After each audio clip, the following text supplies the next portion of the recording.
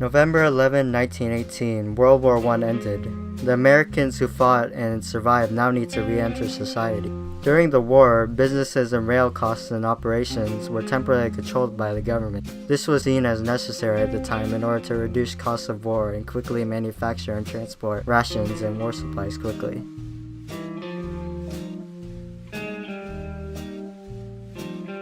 After a slow few years, however, things began to change. On came the Roaring Twenties, with big businesses being able to thrive with little interference from the government.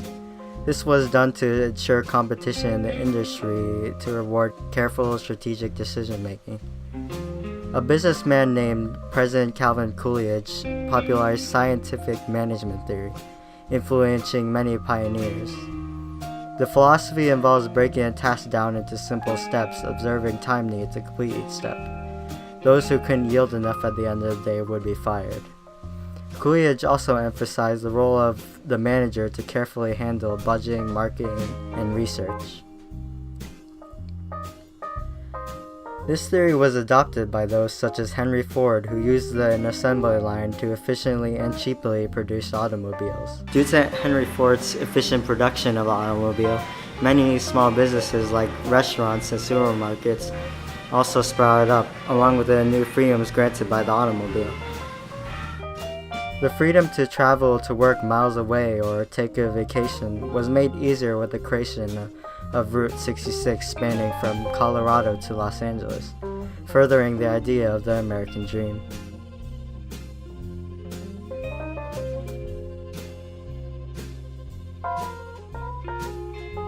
In the Roaring Twenties came the prevalence of using credit to pay for an item slowly over time, whether you wanted a car to drive, or use a washing machine instead of hand washing, or wanted a modern stove to cook instead of a traditional brick stove. The ability to afford a high-priced item by paying over time became a staple of Roaring Twenties culture. Consumers in the Roaring Twenties had lots of money to spend, and the rapid industry growth was able to keep up with these changes. The advertisements often had catchy headlines or persuasive appeals, along with usually a dry description, due to the affordability of high-priced items thanks to credit. However, laws regarding false advertising in the Roaring Twenties by FDA mostly regard medicine and fake alcohol. There are also many ads with questionable claims. A prime example would be by the tobacco industry. For example, this tobacco advertisement reads, 20,679 physicians say Luckies are less irritating. Many entities could make misleading claims with dismal fear of repercussions. Americans in this time period were able to buy lots of items during this time period. However, most credit givers were uncertain of the financial stability of the customer. Most customers would pay a loan for a washing machine, but those who couldn't pay off the loans hurt credit givers.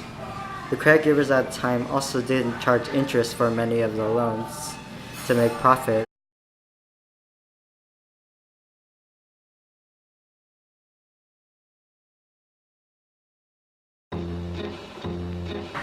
With the prosperity came a downfall known as the Great Depression, where between 1929 and 1939, unemployment reached 25%. 16 million shares were overvalued, causing a collapse, and many farmers lost their jobs. A former chairman of the Federal Reserve named Ben Bernanke says the central bank was the cause of the Great Depression. He said that the central bank used tight monetary policies when they should have done the opposite. He lists 5 critical mistakes of the Federal Reserves. 1. The Fed rose the Fed's fund rate in 1928, even through a recession period. 2. The stock market crashed, making people turn to currency markets such as gold to support the value of the dollar. 3. Fed rose interest rates, trying to preserve the dollar value, restricting money for businesses, causing many bankruptcies. 4. The Feds did not increase the supply of money to combat deflation like they should have. 5. Investors pulled their money from banks and consumers lost confidence in the bank, even putting their money under mattresses, decreasing the money supply available. Like with many restrictive policies, such as the Prohibition Acts, Making tariff restriction only creates more confusion.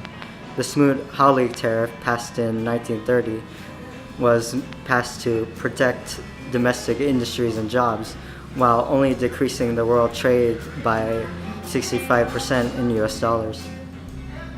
According to the balance, they believe the Great Depression is very unlikely to occur nowadays due to how developed monetary policy is compared to the past. In 1932, Franklin D. Roosevelt created many federal programs to end the Great Depression in 100 days. With the New Deal in law, he created 42 new agencies to create jobs, allow unionization, and have insurance for unemployment. Knowing when the government could step in and out is crucial to how America functions.